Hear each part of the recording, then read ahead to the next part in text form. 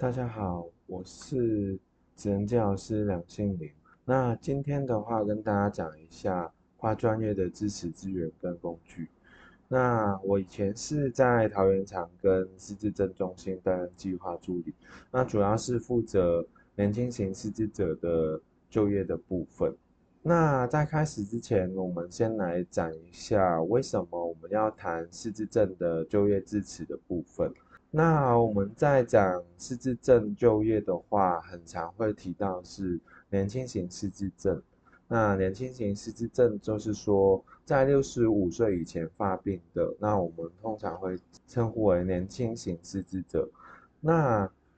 这个族群的话，65岁之前就代表说他可能30几岁、40几岁，或者是更年长，或者是更年轻的部分。那他们这个族群有什么特别呢？那他们可能是在发病的时候还在职涯最高峰期的部分。那他们在职涯的当中，如果发病的话，有可能会导致他们的工作能力下降，那甚至导致他们的收入中断的部分。那也会影响到他们在家庭的角色。他可能原本是一个家里经济收入跟提供他们照顾家人的角色之后，可能他会转变成是一个被照顾者的部分。那另外一个重点是他们的抚养孩子跟长辈的照顾压力也会上升的部分。那另外一个部分是他们会在工作中会常常经历到自己会离职，或是申请很长期的病假，或者是他们工作表现下降，所以被纠正或是被资遣的部分。那这样会导致他们有内在压力跟外在压力的部分。那内在压力的话，可能包括他自己觉得自己的认知能力退化，那觉得工作开始力不从心。外在压力的话，可能是他们的照顾者会鼓励他们退休或是终止工作，或是职场上面他们觉得他的能力怎么下降，可能觉得不太理解，或者是没有一些调试的方法。那所以这些压力跟他们的这些原因啊，会导致他们许多失职者他会提早去离开职场。那其实他们离开职场真正的原因不是不能工作，而是怎么去调整。那还有什么资源去协助他们继续在这个工作里面去好好的维持的部分？那所以，我们今天在前面首先会讲一下失智症就业讨论。那因为我们要去协助失智者的过程，前面很大部分是要跟失智者去讨论一下他未来的方向，那让他了解一下就业有哪些资源的部分。那第二个部分的话，就是会介绍工具跟资源的部分。那第三部分就是会讲一下我过去一些遇到的一些状况跟经验的部分。那首先，我们先讲失智症就业讨论的流程。那我们总共分为3个部分。那第一个部分是初步接触跟关系建立的部分。那因为失智者对这个工作话题可能会焦虑或是不安，因为可能他平常在工作场所里面有人跟他去讨论这个话题，他可能会是担心被之前或是有什么问题的。那我们怎么去创造一个安全跟理解的对话，跟他去进行讨论？那第二个的话就是进入讨论就业的阶段。那我们这边有4个步骤可以去引导失职者去讨论这个就业的问题。那第三个的话就是家属参与跟支持。那我们怎么去鼓励家属去参与，还有提供这个失职者的支持，其实对这个他的就业的方面是更有效的。那我们先来讲一下初步接触跟关系建立的部分。那我们可能第一次接触到失智者的时候，我们会先跟他自我介绍，那包括可能会说：“你好，我是谁谁谁，那我是哪个单位的什么人。”那然后就会跟他说：“哦，我想要跟你讲一下你最近的生活状况啊，那你白天都会去哪里？”那先建立一个融洽的氛围的部分。那问完这些问题之后啊，我们可能都是透过倾听跟一些开放式的问题，大概了解一下他的生活作息、兴趣跟潜在的需求。那例如说，会问他说：“你平常去哪里啊？那可能聊到一半的时候，可能会稍微切入一下，有没有想过回去工作的部分？那先听听他们的想法的部分。哦，那如果其实他们也有一些想要回去工作的想法的部分，那我们就确认一下他有没有讨论的意愿。那可能会说，那接下来我想要跟你讨论一下工作的看法，那你觉得方不方便继续讨论呢？那如果他真的觉得可以去讨论一下工作的部分，你看看有没有什么可以协助的话，那我们就可以进入到讨论就业的阶段的部分。那这里会有分了4个步骤。那第一个是确认状况，那第二个步骤是说明选项内容，第三个步骤是厘清它的各个选择的好处跟风险的部分。那步骤4的话就是提供参考资源。那透过这4个步骤，我们其实可以慢慢去引导施职者去讨论就业的部分。那步骤1确认状况的话，主要是想要探讨施职者过去的工作经验，还有目前的状况，还有他对工作或者生活有什么期待的部分。那我们参考语句的话，可以跟他们说，你之前是做什么工作的？那哪一份工作呢是你做的最久？还有我问他说，那你觉得现在跟过去有什么不同吗？那这些参考语句呢，都是可以去参考，那或者是会再去做延伸讨论的部分。那针对步骤2的话，那其实我们在确认他的状况之后，我们就可以跟他说一些就业的选择，例如说，我们要不要留职停薪，还是继续工作？或者是他如果不想工作了，那有哪些方面的出路的部分可以选择？那我们去说明完之后呢，那可以去问他一下，对于这些就业的选择，你有没有哪一个想要更了解的部分？那往后的话，他可能已经了解了有哪些选项的部分了，那我们这时候就要去跟他说明说这些选项的好处跟风险的部分。那因为他可能首先要清楚整个好处跟风险，他最后才可以做出最终的决定的部分。那这边我们可以稍微引导他思考一下，例如说，你认为继续工作有哪些好处跟风险的部分？那另外一个很重要的是，就是如果要跟公司说出目前的状况，你可以接受吗？因为我们在就业的过程当中，一定要面对的状况就是能不能跟公司去说出你目前可能记忆力比较下降的状况，或是已经有失智症的这个状况。那这个可能要提出来，让失智者去思考，说他能不能够去讲出这个状况。那如果他不想要跟公司说的话，那我们下一步的处置跟资源方面，那可能就会提供不同的方向的部分。那到他可能已经决定好有哪些好处跟风险，然后知道他的方向之后，我们就可以提供参考资源的部分。那我们提供完参考资源去解释之后，我们就会跟他说，这些资源里面有哪一个是你想要了解或是觉得有帮助的？那有没有想要再深入讨论看看？那这个就是我们4个步骤去讨论他的一些就业的部分。那再往后的话，就是根据一些家属的参与跟支持的部分。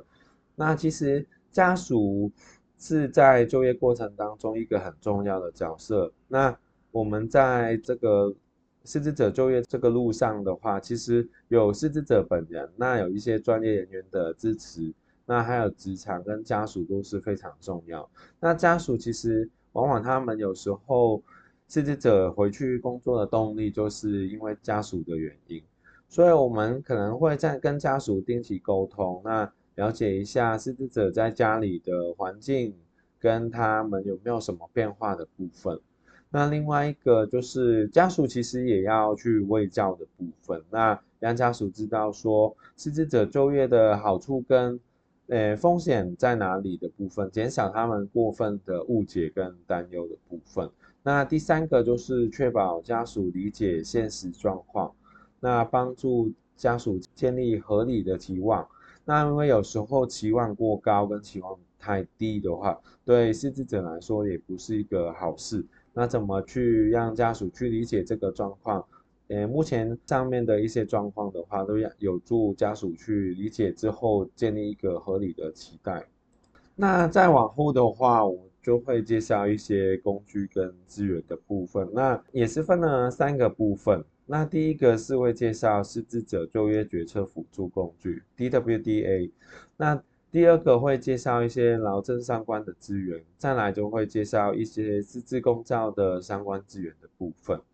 那我们先来介绍一下失智者就业决策辅助工具 （DWDA）。那这个工具其实是有什么作用呢？它是一个专门为失智者设计的工具。那它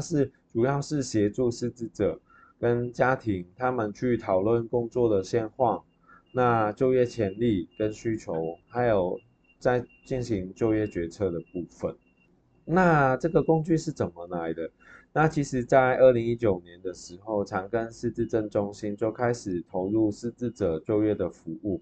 那在服务过程当中啊，有发现失智者跟家属其实对就业服务的反应比较冷淡，那就去找一下当中的原因。那发现其实当中的原因是他们对就业的不理解，所以就放弃就业的部分。那所以他们就思考说，怎么去帮助这些失智者跟家庭去说明就业服务的部分。那这边其实也回归到我们前面说，为什么要帮助失智者就业支持的部分，因为他们可能有时候是对不理解而提早去退出职场。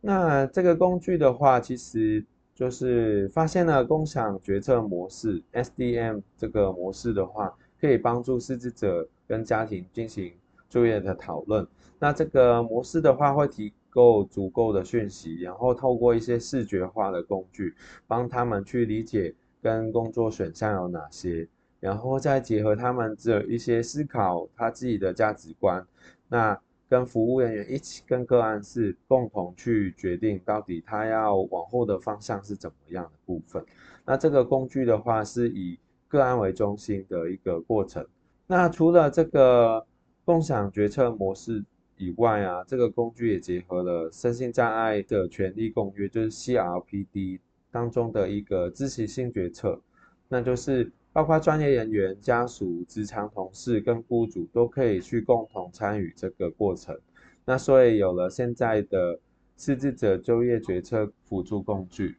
那这边的就是刚刚提到的一个概念，一个是共享决策，一个是知情性决策的部分。那参与的人员包括医师人员、工作职场，还有失智者的部分。那一个三角形的部分，然后会就是融合这2个概念。那我们来看一下 DWDA 可以做什么。那它主要有4个大的方向。第一个就是帮失智者跟家属厘清就业的目前的状况。那还有一些提供资源之后，他们经过全盘的考量，找出合适的就业方向的部分。那还有了解一些就业上面的资源跟怎么去连接的部分。那缓解了他们一些就业问题产生的压力跟疑惑。其实讨论的过程当中，家属跟失智者就可以去询问专业人员，他们有哪些问题，那这个时候就可以去帮助他们去回应，让他们知道说，哦，这个问题有什么一些解决方法的部分，那这个部分可以减轻他们的压力的部分。那再下来，我们就看一下这个工具里面的内容。那左手边这个图的话，就是这个工具的目录的部分。那我们配合了4个颜色，那对应步骤4个步骤。那透过这4个步骤，慢慢去引导、去思考的部分，那找出它最后的就业的方向，然后去连接资源的部分。那这4个步骤的话，步骤1，那主要是失智者自我检视，包括他的工作状态啊、过去的经验啊，还有目前的一些就业想法的部分。那步骤2的话，就是提供各种就业的选项的简介的部分。那步骤3的话，就是分析他就业选项的一些优缺点，还有他考量的因素有哪些的部分。那步骤4的话，就是确认就业方向跟提供更多就业资源的部分。那这个工具其实不是只是一次性的使用了，那可以在不同的过程，那例如说他想要转换工作，或者是他有其他想法的时候，其实也可以去拿出来去使用。那从步骤一开始再重新去思考的部分。那我们接下来看一下步骤一有哪些内容。那步骤一刚刚有讲过，是他的工作状态跟经验的部分。那可以看到说，他这里写的我的工作状态，这边呢会请失职者去思考跟填写一下他目前跟过往的工作经验。那因为其实他的工作经验是一个很好的重要参考，包括一些细节啊，他的职务内容啊，他的通勤方式。都是我们想要去了解的部分。那在右手边这个图，工作时我有这些状况嘛？那其实这里有一个表，就是自己去打勾，去跟以前比较看看它到底有没有哪些变化。那主要是想要了解失智者他有没有察觉到自己有哪些不同，然后增加了他自我认识的部分。那最右手边的话，就是先了解一下他初步的工作的想法，有没有想过换工作，就是改变目前的一些状态的部分。那如果他有想过的话，是什么因素导致他有这些想法的部分？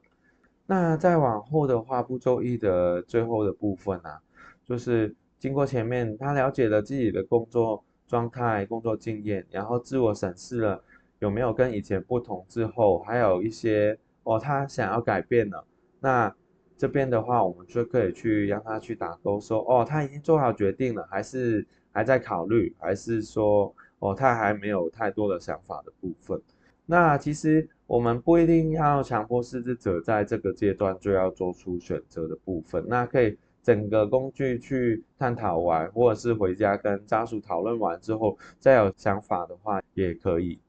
那所以我们在步骤二的话，我有哪些考量的部分呢？那就是经过前面的一些自我了解之后，去提供他一些选择的部分。那可能我们这边有列出了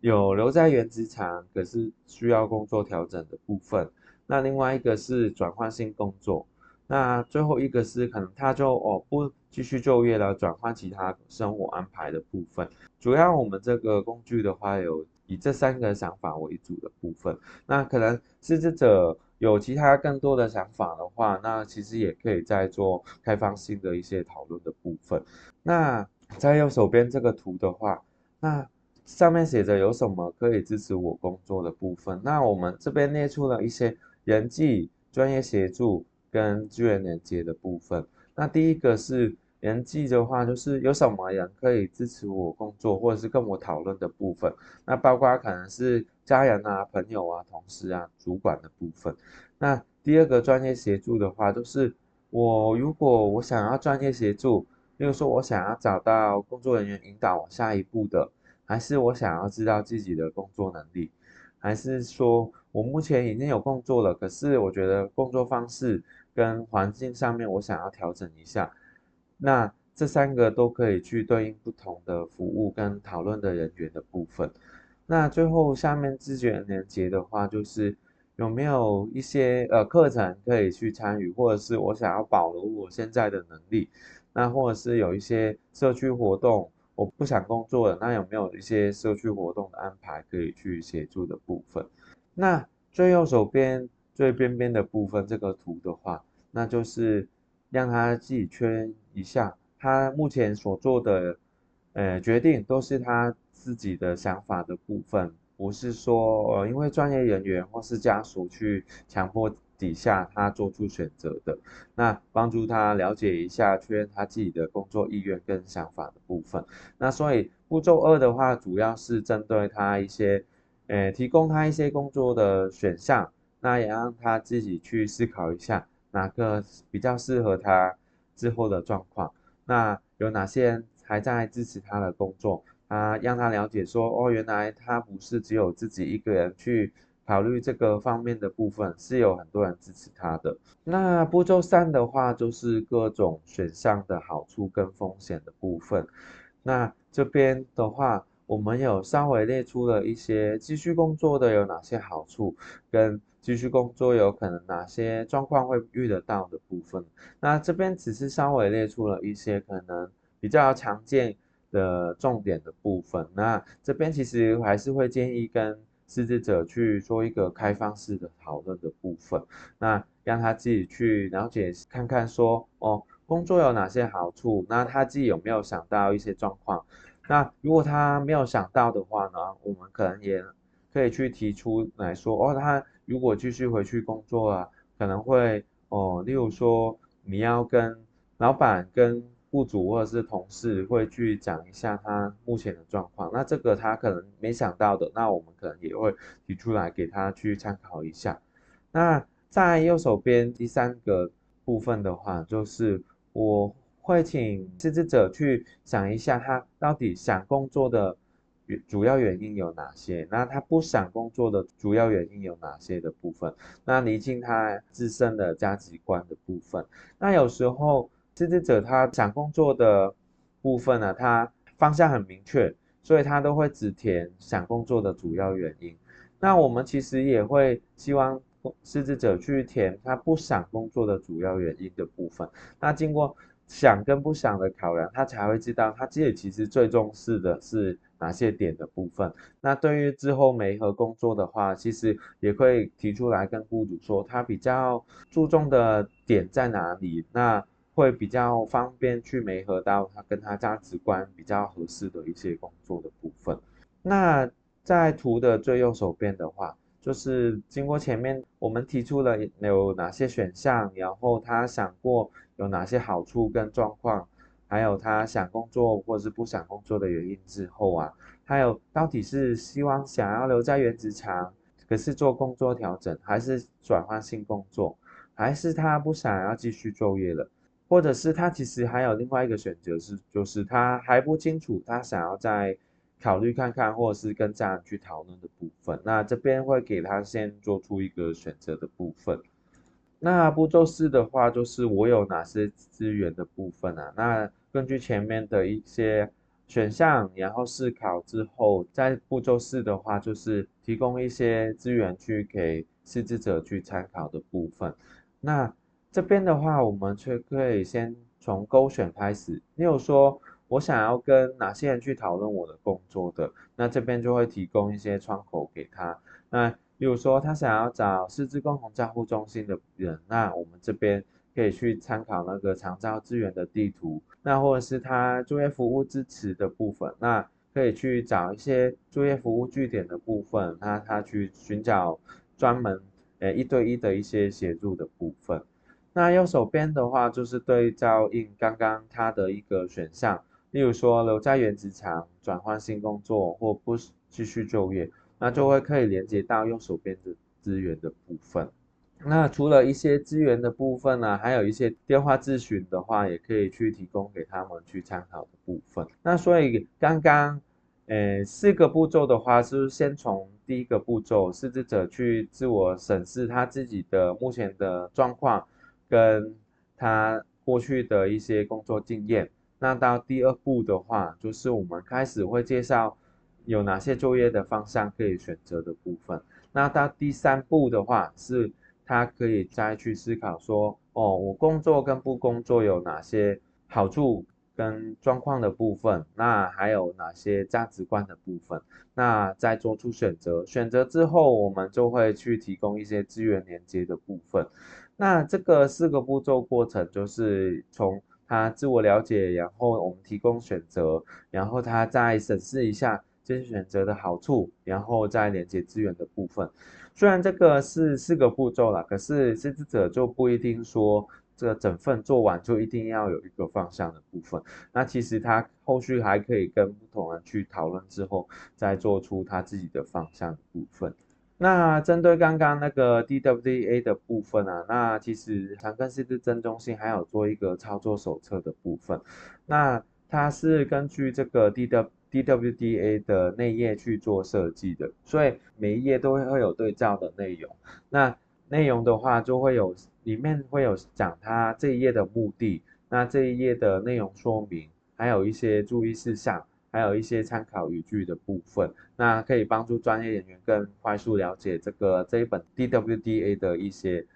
使用方式。那刚刚我们看的失智者就业决策辅助工具 DWDA 的话，就是中间这一本。那我们其实除了中间这一本以外，还有产生了其他一些跟失智者就业决策辅助的一些工具的部分。那左手边的话是一个简介的单章，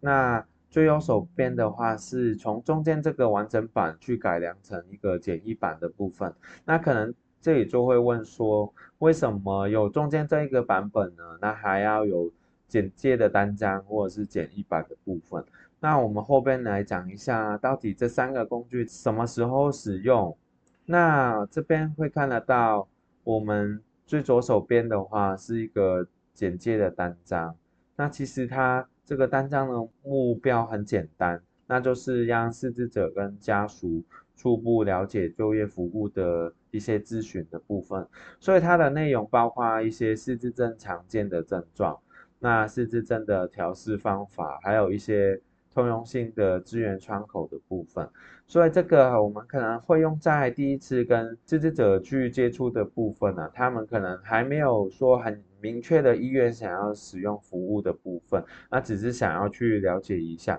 那我们可以去提供这个单张给他们回去看一下。那可能请他们下次再回来，或者是他们有意愿的话，可以去做联系的部分。那刚刚还有一个简易版的部分，那为什么会有简易版的出现的话，就是其实完整版讨论的时间可以看到，它大概要30到45分钟。那在我们可能失智症的门诊或者是一些就业服务中心的部分，或者是以失智者的时间，他们可能不一定每个人都会可以拿30到45分钟出来跟做讨论的部分。那所以我们在前期的部分呢，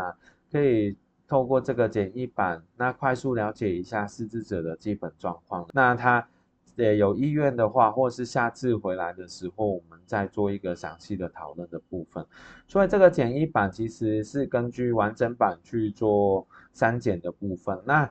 它的方式的话，其实还是保留4个步骤。那第一个是我的工作状态，我有哪些选择跟支持，那好处跟风险跟资源的部分，那只是把它简化了一点的部分，那让他们很快速做讨论的部分，大概10到15分钟就可以完成了。那这个过程的话，也不是说一定要一次完成的，那可以去分多次去完成。可能第一次我们只讨论了他的一些工作状态，还有跟过去有哪些不同的部分，那后续的话再做一些讨论的部分。那完整版的话，其实就是一个深入性的讨论的部分啊。那包括它的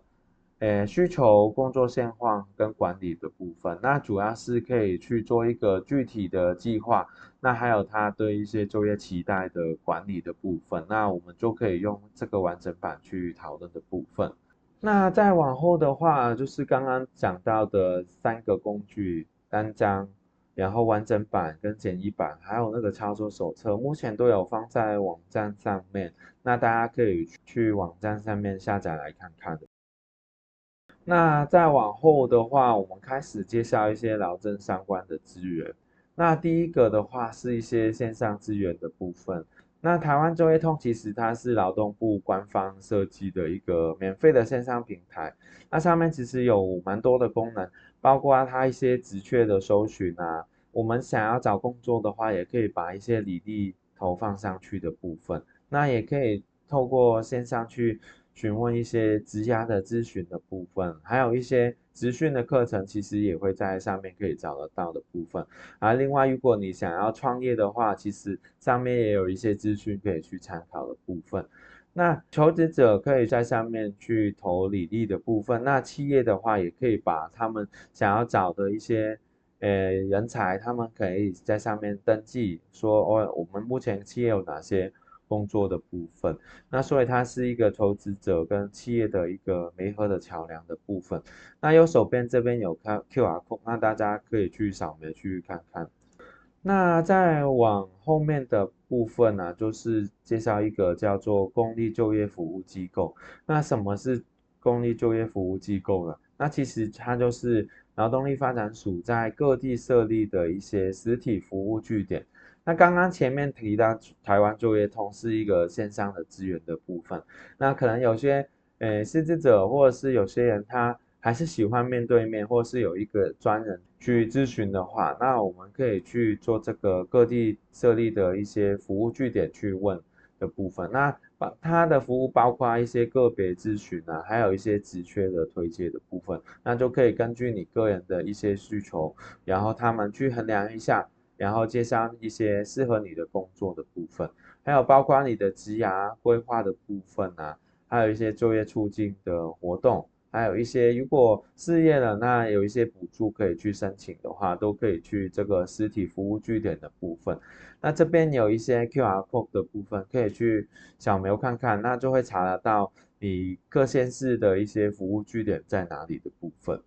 那再往后面这个实体资源的话，分为3个重点，包括职业重建个案管理的部分啊，那它是一个专门为身心障碍者提供的就业协助的部分。那它是透过一个个案管理员，他会帮你去衔接一些个别化的评估，还有支持计划，还有一些资源连接的部分。那它主要目标就是顺利就业跟稳定发展的部分。那所以他会特别是会有一个个案管理员去跟你去做一些比较个别化的一个计划的部分。那这边就是比较算是有专人的服务。那它主要特别的是针对身心障碍者的部分，所以这边可能就它比较需要有一个身心障碍手册才可以使用的一个服务。那第二个的话是职业辅导评量的部分。假设如果你今天想要了解自己目前的一些能力，或者是你的能力适合哪些工作的范围或者是职务的话，那你可以去透过这个职业辅导评量去了解一下。那它会透过一些测验跟晤谈的部分啊，透过了解你的工作能力、价值观之后，会提供一个比较客观的专业建议，那去协助你规划你的职涯的部分。那再往下面的话，就是职务再设计的部分。那职务再设计的话，其实主要是针对工作内容的调整，那工作的流程跟环境跟设备也可以做调整的部分。那主要是帮助你排除一些工作障碍，提升你的工作效率的部分。那以上的资源其实都可以去跟劳动部或是公立就业服务机构去询问跟申请的部分。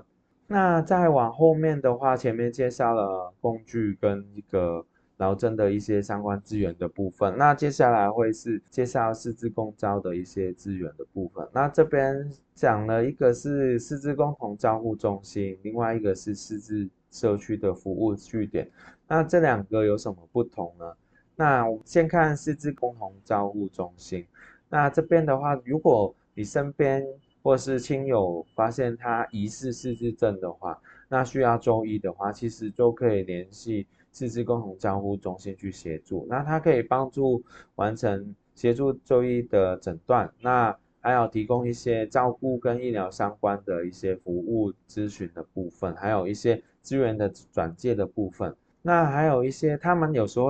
定期也会办理一些失智照护的相关的课程，那可以给家属或者是亲友去参加这个失智照护的一些课程的部分。那所以失智共同照护中心就是如果你还没诊断的话，那你可以去协助。那如果你有一些跟失智相关的想要了解的话，也可以去找失智共同照护中心去了解。那失智社区服务据点的话，那这边包括了提供了认知功能促进，那就是失智者可以去参加的。那他们会提供一些课程，让他们去参加一些认知的课程啊，还有共餐，还有一些社会参与的课程的部分。那他们也会提供照顾者一些支持团体，还有一些照顾训练的课程的部分。那再往后面的话，是一些师资共照相关的资源的部分。那这边会介绍的是长照2.0的部分。那长照2.0的服务啊，主要分了4个大的方向。第一个是照顾跟专业服务的部分，那包括一些日照啊，那有一些他们的想要训练 ADL 跟 IADL 的赋能，还有一些营养跟进食吞咽的部分，那都可以去使用这个服务，他们就会安排一些专业人员去到家里去指导的部分。那第二个是交通接送的部分，那有时候要回诊的时候不方便去做一些公共的交通工具的话，那去找长照的服务，那就是从家里去医疗院所的部分去就医。那第三个就是一些辅具跟家里的无障碍环境的改善的服务。那第四个的话就是喘息服务，那主要是提供一些照顾者去获得休息的时间，那他可能会请个案送到一些长照机构的部分，那这个可能短短的时间让家属可以去休息一下。那刚刚讲了长照的部分，那到底有哪些申请资格呢？那它这里有分了，几种不同的申请资格的部分。那我们这边主要是针对失智者，所以这边有写着50岁以上的一些失智症患者就可以去申请的部分，或者是他65岁有失能的老人也可以去申请。这些的话，只要他符合是50岁以上的失智症患者，其实都可以去申请的部分。那他申请方式有3种，第一个是他亲自去当地的照管中心去申请，那第二个是打长照的服务专线1966，那第三个申请方式就是在出院的时候啊，可以去询问这个长照的申请，请医院去协助的部分。那这个申请完之后，就是照管专员就会来去评估，确认一下他的失能等级，那他还有一些问题的部分。评估完之后，他们就会安排一个长照的计划的部分，然后到后面就会获得一个长照的服务的部分。那所以如果有需要的话，都可以去透过这些管道去申请。那再往后面的话，就是讲一下，我过去在失智症就业服务上面的实务状况跟一些经验的部分。那前面先讲一下，我们在跟失智者讨论这个就业的部分啊，有时候失智者的症状影响，所以他们有时候会脱离一些主题的部分。那例如说，他可能讲一讲工作的部分，他会讲到其他一些可能生活或者是他过去一些很远久的一些经验的部分。那我们可以去透过重新跟他说明我们的问题是什么，尝试去把它拉回来我们要讨论的一些重点的部分。那或者是他有时候真的我们用了再去询问他一次之后，他还是没办法拉回去正轨的部分。那我们可以尝试去把他在讲的内容去连接的部分，例如说他可能讲到烘焙的部分，那我们可以去问看看说，哦，你喜欢烘焙，那你有没有想过想要去从事烘焙的工作的部分呢？就是从他在讲的内容当中尝试去连接跟就业相关的话题的部分。那另外一个在讨论就业的部分，可能他们有时候会忘词或是语言表达困难的部分，那我们可以去提供他一些选项的部分啊，例如说哦，他会提供说哦，你想要继续工作还是想要去转换职场还是怎么样？所以我们刚刚那个 DWDA 都会提供一些选择的部分，那有明确的图示，那让他们用选的可能会比较简单。那或者是有时候他语言表达困难，可是他写字跟画画可以去表达的话，那我们也会请他们去画画或是写字去表达他们的一些意愿的部分。那最重要的话，其实在这个过程，他们忘记忘词或者是他脱离主题的时候，我们其实还是会有耐心让他们慢慢去表达的部分。那另外一个部分，就是因为同样也是症状的影响的时候，有时候失智者会一直重复他讲到的话题，那我们可以透过一些笔记，那或者是录音去帮他去记忆。原来前面我们已经讲过这个内容的部分了。如果他提到一些重点的话，其实我们可以先把它写下来，然后给他去看看，说哦，原来你刚刚有提到这个困难呢，那有没有想说，还有哪些解决的方式，那我们去讨论看看的部分。那这些都是比较针对失智者讨论的时候可能会遇到的一些状况。那再往下第四点的话，就是失智者跟家属期望不一致的部分。那这个其实有时候失智者他想要回到工作，可是家属他觉得说，哦，这个失智者他可能他的能力已经不适合工作了，那会有他们的期望的落差的部分。那有时候他可能失智者从确诊以后，跟家属其实都没有一个比较深入的讨论，他没有一个讨论去了解大家的想法的部分，所以我们可能也会去鼓励他们去提出他们自己的一些想法，那还有他们互相去听一下他们大家的一些需求跟考量的部分。那我们也会担任中间的桥梁，去说怎么去平衡他们的一些期望的部分。那还有一个部分的话，就是失智者的期望过高跟过低的部分。那我们可能会有时候会遇到一些失智者，他过去已经在职场受到太多的打击的部分，所以导致他的信心已经很低了，所以他会觉得说，哦，自己就没有能力回去工作的部分了。那我们这边的话，就是还是会避免直接否定这些失职者的部分。那我们可以去用支持的方式，那例如说，我们可以去说，我们一起去看看有哪些可能性的部分。那期望过低的话，主要还是会提供他支持的部分，有时候也会去请他们先做一些评估，把他的能力用条列式的出来，让他们知道说，哦，你有哪些比较强的地方，那有哪些地方可以去加强的部分，那让他们了解到他真正现在的能力的部分，那就不会避免他们有期望过高跟过低的部分。那有时候他们真的信心已经很低了，那我们可能会把一些目标去拆分，那例如说，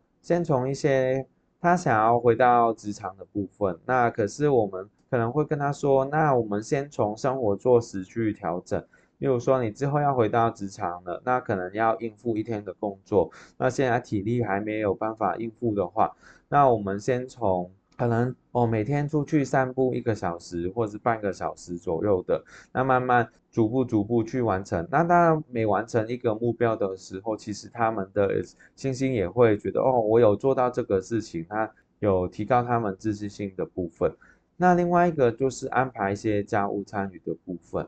那包括因为可能我们失职者已经离开职场太久了，那他可能对于一些责任感啊，或者是他也能不能完成一些任务指令的部分，那可以在家里去请他们去完成家务，那包括规划一个时间，那让他们知道说，哦，我们这个时间要做什么的部分，那提升他们一些自信心跟独立性的部分。那最后一点的话，其实也是很常会遇到的，就是失智者或是家属，他对就业服务意愿的缺乏，或是会延迟寻求协助的部分。那为什么他们会服务意愿的缺乏，或是延迟寻求协助的部分？有时候是，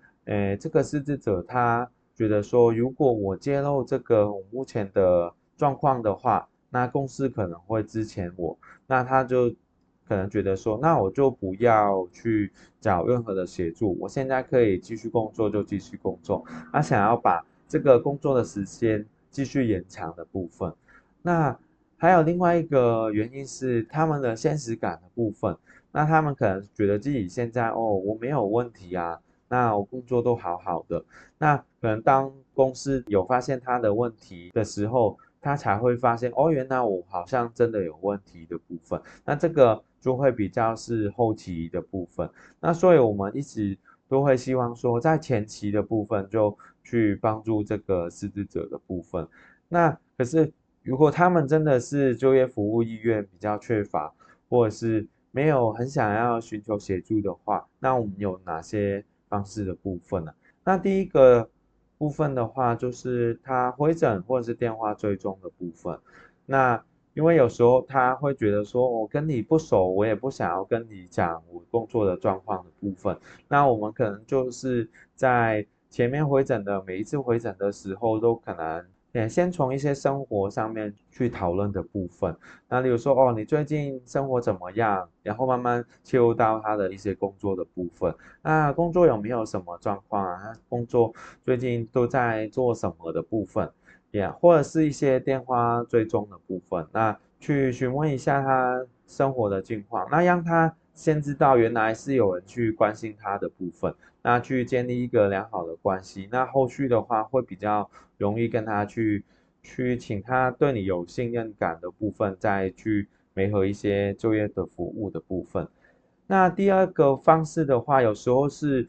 失职者会信心比较低，他会觉得说，我现在的能力都这样了，那怎么可能回去工作呢？那我们这边就会分享一些成功的案例，例如说，哦，这个个案他过去可能跟你会有一些类似的部分，那他现在已经有回到职场的部分了，那让他们知道说，原来有一些跟他比较类似的人也有这样的问题，可是他们也可以回到去工作的部分。那第三步的话，有时候他们是对这个就业服务不了解，那我们就会去详细去说明一下，哦，到底我们服务第一个前面会做什么，那第二步会做什么，那每个服务的内容，职评是什么，那职灾有什么，那长教有哪些资源的部分，那他们也会提供，我们可能会提供一些电话。如果你真的想要了解这个资源，或者是有不懂的话，你可以打电话回来去询问的部分。那如果他前面的话，我们如果这个失职者不想要先就业服务的部分，那我们可能会先针对他的生活的部分，先从他的生活习惯跟规律生活先去做调整的部分。那例如说，请他去大概几点起床，那几点要吃饭，那下午如果没事做的话，会不会出去散步的部分？那先建立他一些规律生活，让他之后回到职场的部分啊，就不会导致说，哦，他平常已经习惯，可能睡到11点才起床的，那你回到职场的话，就可能会有时候早上就不想起来的部分。那先从他生活上面去调整，那后续的话再做一些，就业服务的介入的部分。那其实刚刚讲了很大的重点，都是一些讨论的部分。那其实，在失职者就业的部分，前面我们其实花很多时间要跟失职者去讨论，然后了解他们有哪些需求，然后在后续的话，他们了解了之后，我们再慢慢去提供资源的部分。那这个过程有时候可能不是一次两次就可以完成了。那所以在这个服务上面，其实有一个很重要的部分，就是耐性的部分。那我们可能要透过很多次的一些讨论，才可以去跟失职者建立信任感，然后他们才会愿意去做这个就业服务的支持的部分。那我今天大概讲的内容是以上，那感谢聆听。那如果之后有什么询问的话，也可以去联络长庚失智症中心这边去做询问的部分。谢谢大家。